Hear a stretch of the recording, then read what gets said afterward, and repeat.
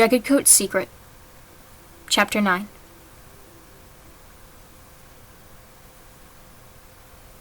Jaggedcoat's eyes flutter open. He stretches, like he does every morning, and sits up slowly. What a pleasant, warm morning. He wipes his drool-covered mouth and skips outside into the snow. Hello, Moss Clan! Who's ready to go hunting today? Oh, I already sent out a patrol this morning. You slept in pretty late. Vinestreak turns around and faces him. I did? Oh, I thought it was still morning. I'm sorry about that. I can go hunting now to make up for it, perhaps? We're good, but thanks. Vinestreak watches him, a little concerned. Are you hungry yet? What do you mean, yet? Jaggedcoat sits down. I don't remember the last time I've seen you eat, and you look pretty scrawny. Hey, now. I wouldn't want others to watch me eat. That's weird. He rolls his eyes. Okay.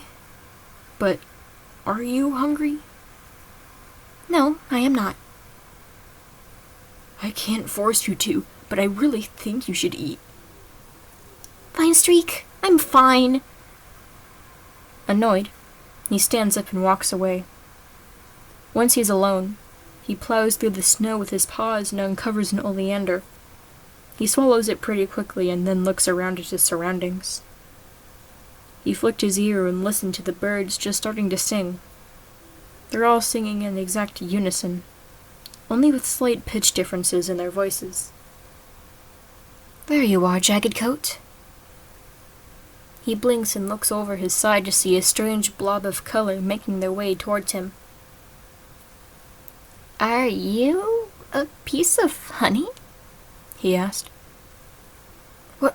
No, I'm Marigold Paw. Oh, hello. Beaver Flash and Brindle Patch are going to Flower Clan camp to pick up some flowers to give to others. Wanna go with them? Why are they giving out flowers? Flower festival? Duh. Jaggedcoat blinks. The festival had somehow slipped his mind. When did that start? Like, a few days ago? Literally everyone knows. Flowers are all over the place. Oh, cool. Let me go and pick some flowers for Buzzercry. He stands up and immediately gets super lightheaded. I like Buzzercry. Maybe it's best if you stay here, actually, Marigold Paw mutters, clearly uncomfortable. I'll go get some flowers. He waves his paw at the golden apprentice and wanders off, ignoring her completely. He looks around, squinting, and finds a small patch of flowers. He takes a yellow one and a red one, and tucks them into the fur on his chest. A singular pink flower stands, which he picks as well.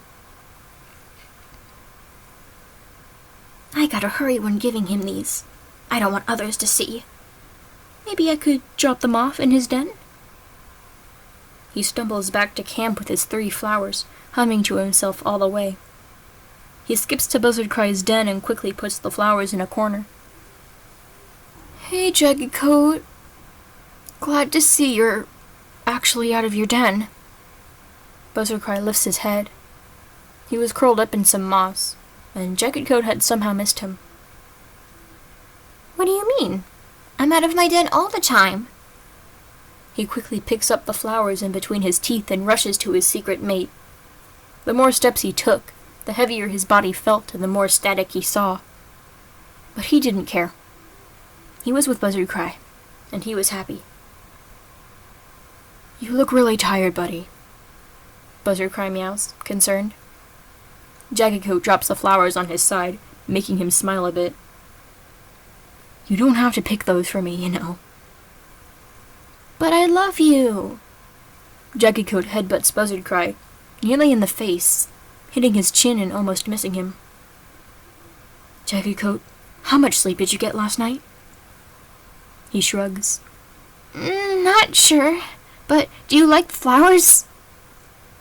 Yes, I do, he sighs. But your health is more important to me than flowers. Mind laying down? Yeah, I can do that. Jaggedcoat's legs give up and he hits the ground with a muffled thud, landing right beside Buzzardcry. The landing forces a shaky wheeze out of him. Have you seen your sister about this? I think you've been sick for the past, moon or two. Moon or two? It hasn't been that long. Has it?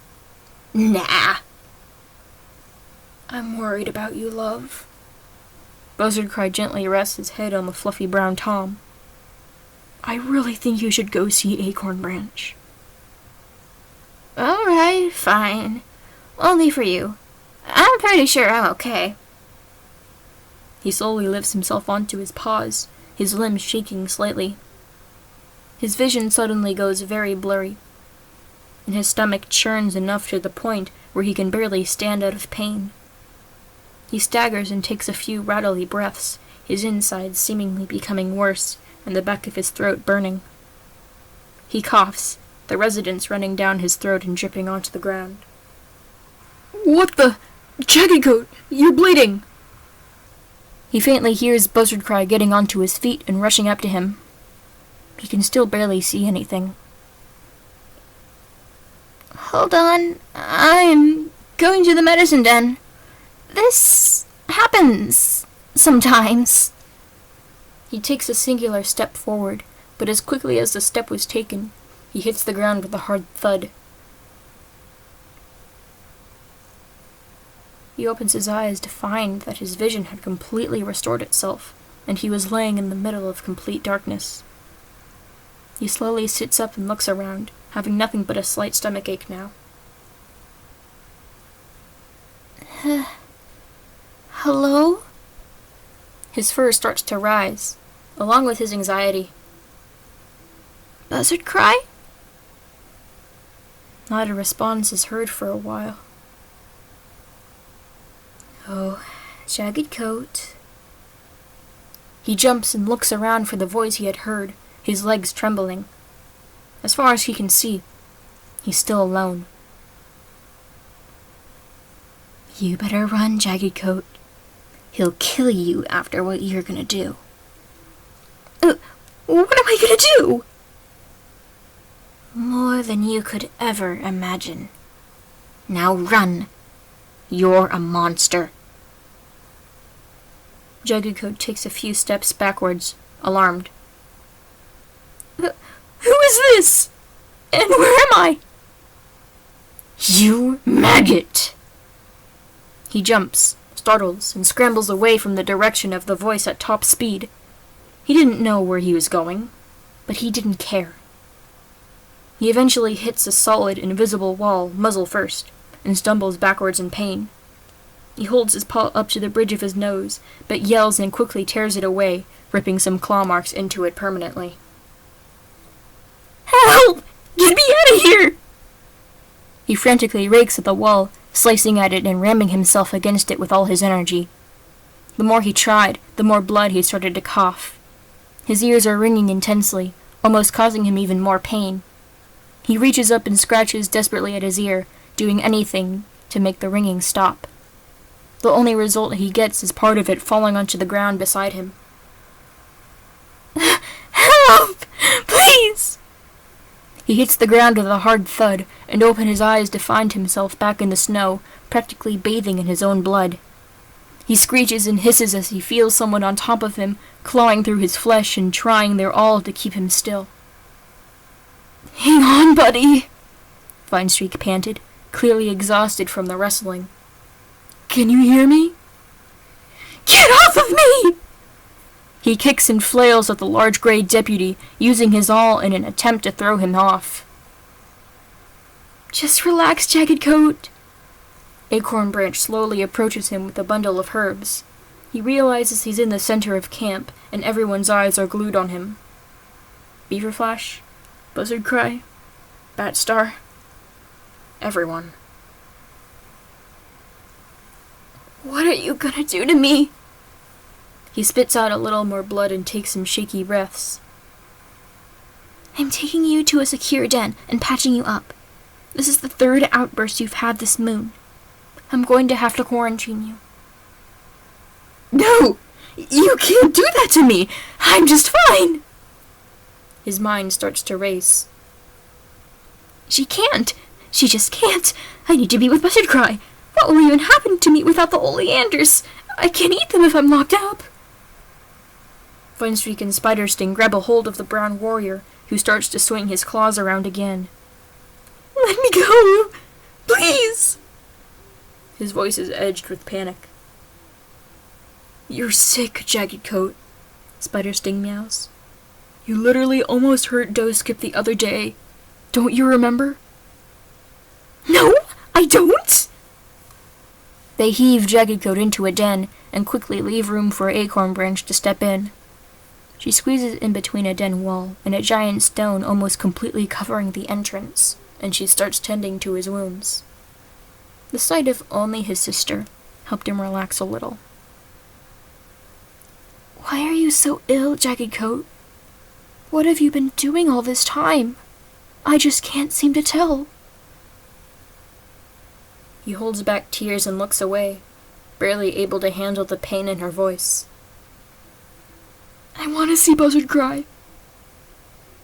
We'll see, she sighs. I don't want you interacting with cats very much until I find out what's going on. Like Spider Sting said, you almost hurt Skip really badly earlier. She finishes her job with some cobwebs and stands up. Get some rest for now, okay? For me? She takes a few steps out of the den, and Vinestreak and Spider Sting quickly push it shut, only leaving a bit of room for air to flow in. Jaggedcoat's heartbeat quickens drastically, and he rams himself against the rock. Please! I need Buzzard Cry! Vinestreak looks over at the dark gray Tom, who's keeping his distance from the scene. He looks away from the den, practically ignoring him. Heartbroken, Jaggedcoat collapses onto the ground and curls up, his heart aching to be with him again. He'd never felt so alone in his life. And now MossClan would find out about his secret. Not if he could help it.